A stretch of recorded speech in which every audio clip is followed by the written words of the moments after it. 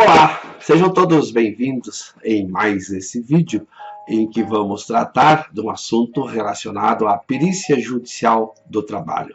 Sejam bem-vindos os engenheiros de segurança do trabalho, os técnicos de segurança, os tecnólogos, os médicos, o povo do RH, do departamento pessoal.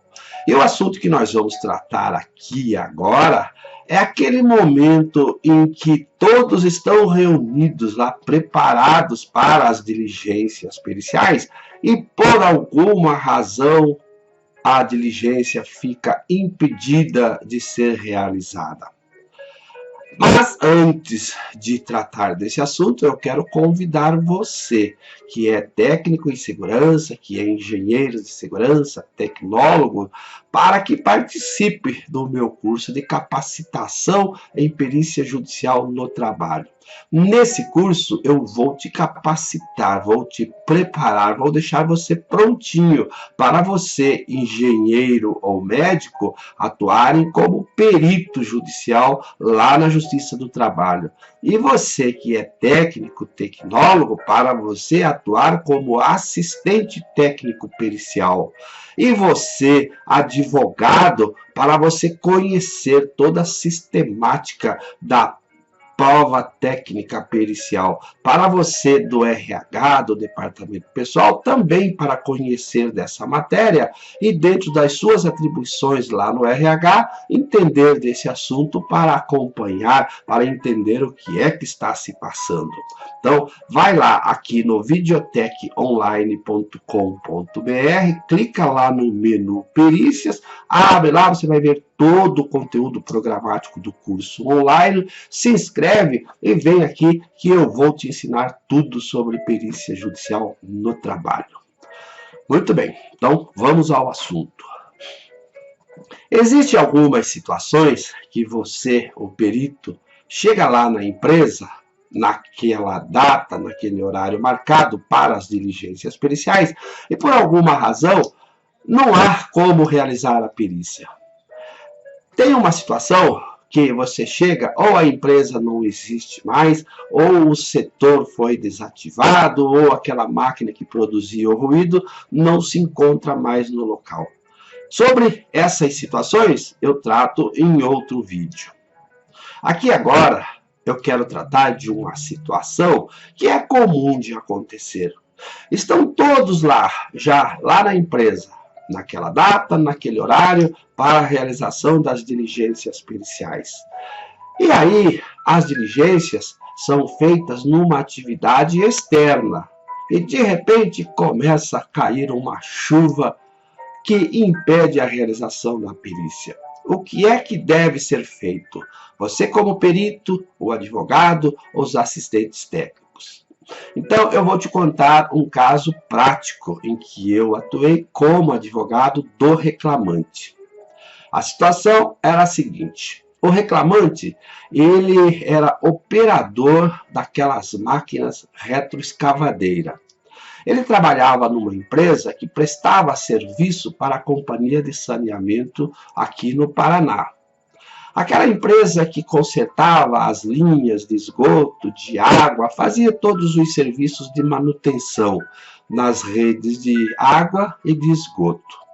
E ele, o meu cliente, o reclamante, havia alguns serviços em que ele tinha que pegar a máquina retroescavadeira, ir até uma linha de esgoto e quebrar, cavocar a terra, encontrar a manilha do esgoto, quebrar essa manilha para fazer algum reparo, trocar a manilha, desentupir, alguma coisa assim. Acontece que muitas dessas operações eram realizadas no que se chamava de linha viva, ou seja, ali, naquela manilha, o esgoto estava passando.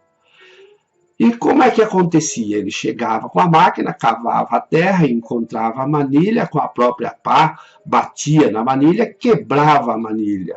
E naquele momento de se quebrar a manilha, a pressão do esgoto fazia com que subisse aquela sujeira toda e se espalhasse no ar. E ele ali na sua retroescavadeira, nas manoplas, ali controlando aqueles braços de puxar, de quebrar, pegava os restos do esgoto ali e colocava numa caçamba para retirar aquele esgoto daquele lugar.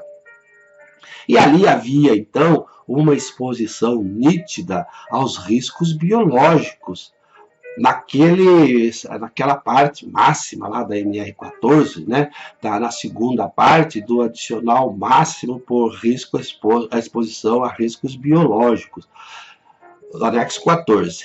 Muito bem. Então, eu entrei com a ação, pedi a perícia judicial e foi marcado. Fomos todos lá na empresa.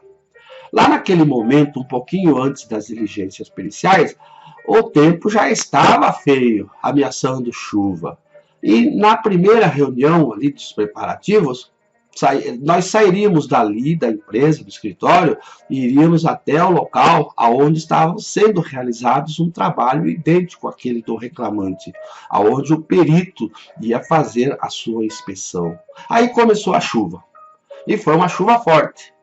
O perito olhou para mim, advogado do reclamante, olhou para o advogado da empresa e disse: doutores, o que faremos? Foi simples. O perito pegou o seu celular, o aplicativo de previsão do tempo, e estávamos ali numa segunda-feira. Ele olhou no aplicativo e disse: na quinta-feira, a previsão é de tempo bom, com sol. Vamos marcar uma diligência para a quinta-feira? E eu, o advogado do reclamante, mais o meu colega, o advogado da reclamada, concordamos. Então ficou acertado ali entre os dois advogados e o perito de que as diligências seriam realizadas em outro dia, numa quinta-feira. E assim ficou combinado, e aí na quinta-feira, realmente a previsão do tempo estava certa, um dia sem chuva, com sol, e foram realizadas as diligências. Mas dessa situação, eu quero que você, perito ou futuro perito, você assistente técnico, saibam que tem que se tomar certas precauções. Tanto você como perito, o advogado e os assistentes técnicos. Porque ali, nesse exemplo que eu citei, nós combinamos. E na quinta-feira, estávamos todos lá de volta. E foi realizado a atividade pericial. Agora sim, você, perito, tem que tomar cuidado com isso. Porque você tinha uma data e uma hora marcada. Agora você modificou. Os dois advogados concordaram, mas, mesmo assim, eu recomendo precaução, cautela. Você adiou para outro dia, volte para o seu escritório, faça uma petição informando o juízo. Informo ao juízo que não foi possível a realização da perícia no dia e na hora combinada, em razão do tempo que proibia a execução das atividades. No entanto, este perito e os dois advogados, em comum acordo, acertamos uma nova diligência na quinta-feira, dia tal. Pronto, protocola, isso fica registrado. No direito, nós dizemos, tem um ditado que diz assim: o que não está no processo não existe no mundo. Então, você, perito, embora tenha combinado com os dois advogados, você tem que registrar isso. Por quê?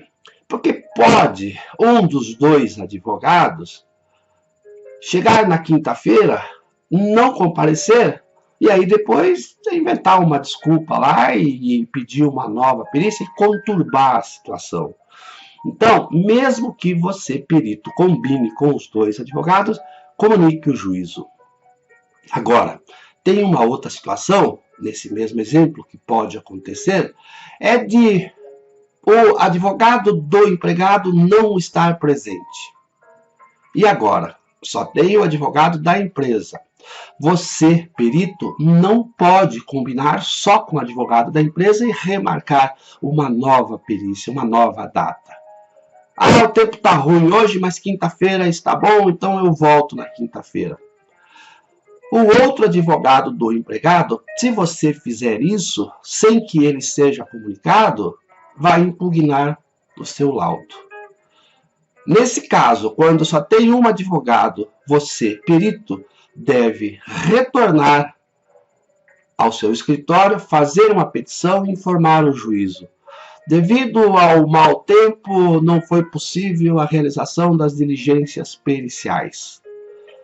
E aí você, perito, você pode designar uma outra data, com pelo menos 15 dias de antecedência. Por quê? Porque o outro advogado tem que ser comunicado de que não houve a diligência pericial. Você pode dizer assim, mas o advogado não compareceu porque não quis. Na verdade, ele não compareceu porque não é obrigado a comparecer. Então, você não pode, você perito, fazer uma carta para o juiz, uma petição para o juiz dizendo, não foi possível realizar, vou realizar a semana que vem. E na semana que vem você volta lá, não deu tempo de intimar o outro advogado para que ele fique sabendo e ele, se quiser, compareça nessa outra diligência. Então, o cuidado é esse. Se estão os dois advogados, combine com eles e volte 2, 3 dias depois. Se está somente um advogado, você não pode fazer um acordo para retornar dali a 2, 3 dias. Você simplesmente comunica ao juiz de que não foi possível a realização e marca uma outra data, mas com um intervalo de tempo que dê possibilidades à vara do trabalho intimar o outro advogado comunicando, olha, aquela perícia que era para ser realizada no dia tal, em razão do mau tempo, foi transferida para a data tal. Aí sim, fica tudo registrado nos autos e é o que deve fazer, tá certo? Espero que você tenha entendido, que você tenha gostado. Qualquer dúvida, me manda um e-mail ou aqui, faça comentários aqui nessa videoaula. Não se esqueça, vai lá no videoteconline.com.br, se inscreva no curso de capacitação para perícia judicial, venha estudar comigo. Valeu, um abraço, tchau.